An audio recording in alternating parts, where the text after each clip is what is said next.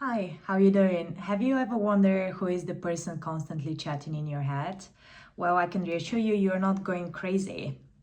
The person that is chatting in our head, it's believed to not be us. And there is also a saying which is saying that we are not our mind, which would mean is that the chatting person in our head, it's unlike an artificial intelligence.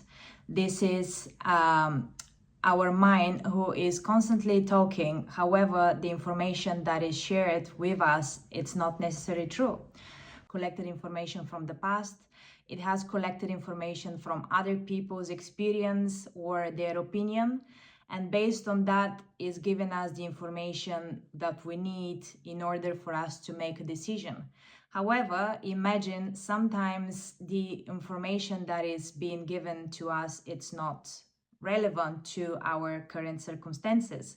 For example, the mind might have seen that something has happened to someone, and then is gonna deliver that information to you, and you would say probably that this would be something that might happen to you, and then scared, and then you are not taking the decision which apparently might change your life. And so the mind, it's there to protect us. However, in most cases, our mind is stopping us to be the best version of ourselves. Let's take an example. Just imagine every day when you wake up, try and listen to your mind the first few minutes after you open your eyes, and you hear this constant chatting. Your mind already has opinion about what would happen during the day, what we should be doing in the next few minutes, how you should be going and brush your teeth, and then how you're looking forward to have your own coffee. So from the moment you actually open your eyes, your mind is continuously talking. And in fact, your mind has never stopped talking. Your mind has been talking to you even whilst you're sleeping. It's just you don't remember. Some of us might remember our dreams. Others, they don't remember even their dreams. Also notice our mind constantly judging everything that is happening to us and around us. Sometimes that might be that our mind is judging the surroundings, the people that we are in with, spending time with, or the people that we meet on a daily basis. For example, you're leaving the lift from your building and someone doesn't hold the door for you. Your mind will automatically have an opinion about that, and will judge the person based on their actual action. And it will tell you, oh, this person is not good because they haven't hold the door for you. Or if they hold the door for you, the mind will say, well, actually, this person is so nice, life is beautiful, so many great people. So your mind is constantly telling you what's happening around you. And sometimes that most of the time we make the wrong decisions because our mind is convincing us that that person is good or that person is bad, this job is good or that person is that. But the reality is that our mind is not necessarily telling us the truth. Our mind has collected information, whatever has been hearing from people or from the surroundings, from the news, and based on that is making a decision whether the next step we want to take is a good approach or is not, whether it's good or is bad, if something good is going to happen to us or something bad. So most of us are discovering that the voice in our head exists. I'm sure there will be people which have not realized that they're not their mind, and therefore they've been believing everything their mind had to say. Remember that our mind is like artificial intelligence, and there is no way that everything that our mind says is true. And there is also no way that our mind will be saying that something will happen and then it will happen. The chances are 0 to, 100.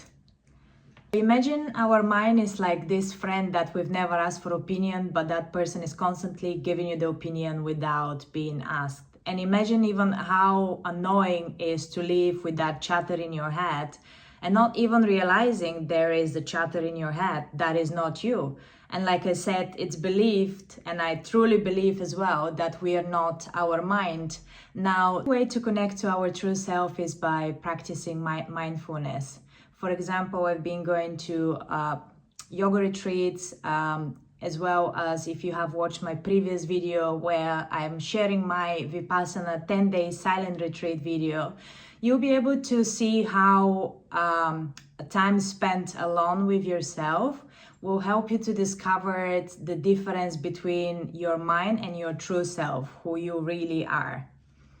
When we practice mindfulness, we practice spending time with ourselves and really differentiate the difference between ourselves and our mind. Whilst you're practicing meditation, you find that space between your mind and your true self. Between every thought, there is a space.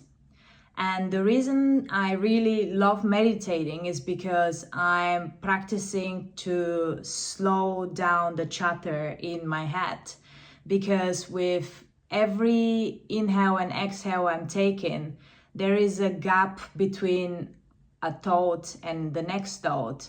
It's helping you to create space in your mind from one thought to the next one. So imagine when you're sitting in meditation, your brain, it's like, now as we know, the brain is an organ of the body and there is no way we can stop the brain. The same way we can't stop our kidneys, we can't stop our heart, so we can't expect our mind to stop talking or wandering. However, there is a reason how we can manage that. And this is by practicing mindfulness, which means mindfulness including walking in the nature, taking 10-15 minutes in the morning and just focusing on your surroundings. For example, how the air smells or what is the color of the leaves. Or perhaps you might want to just spend 10 minutes walking outside and just focus on the color of the stones on the street. Or perhaps you might like exercising. So this is a form of meditation for you where you're completely still and you are focusing on the present moment of the action that you're actually doing at that right moment. I personally love meditation, and if you like meditation, you can check out my previous video of my experience of Vipassana 10-day silent meditation retreat, where I shared this profound experience which I had. What meditation does to you is creating a longer gap from one thought to the next one. So imagine your mind is constantly working. Most of us are living very hectic life, and therefore we are even more encouraging the mind to be constantly active. And therefore it's important when we practice mindfulness to see and feel the benefits. Practicing meditation, we are actually extending our present moment by focusing on particular sensation in our body or focusing on our breath. And what the meditation does is actually helping us to extend the space between one thought to the next one.